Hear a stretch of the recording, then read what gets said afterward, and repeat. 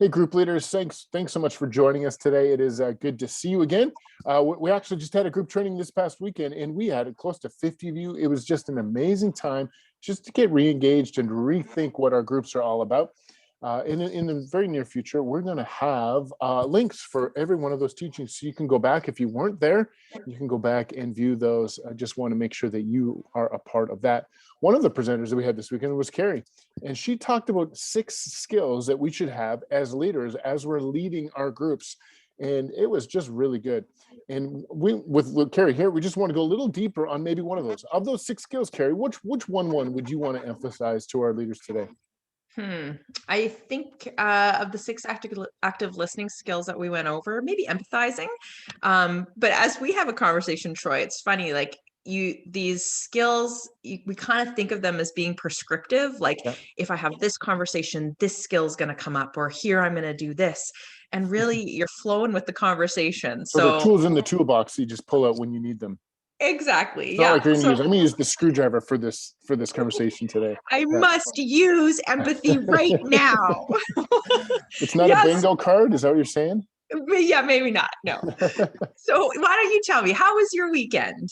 Oh, it was pretty good. On Saturday, we had that groups training that we chatted about. And of course, we watched the hockey game Saturday night and the Oilers won. And that always makes my weekend so much better. Sunday, I was a part of both services.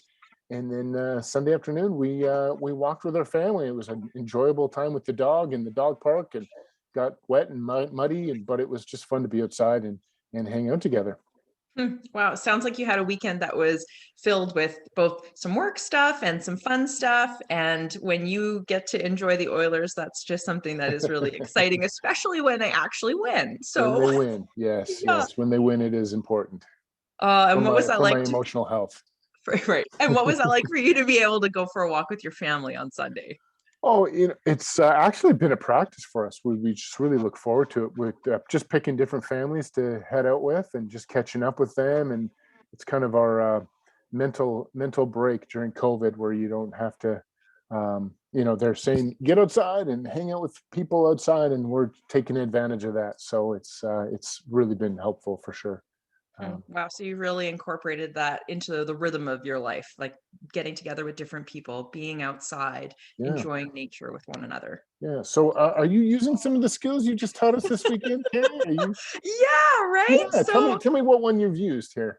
well, I've used a whole bunch. So, I mean, there was some summarizing of what you did over the weekend. Mhm. There was paraphrasing involved there. There wasn't as much about the empathy because I didn't really have any emotion words that I used in that. But you can see that. And then I used an open question about, what's it like for you to go for those walks? And then you Mm. elaborated that much more. So it was just inviting more information from the person who's talking.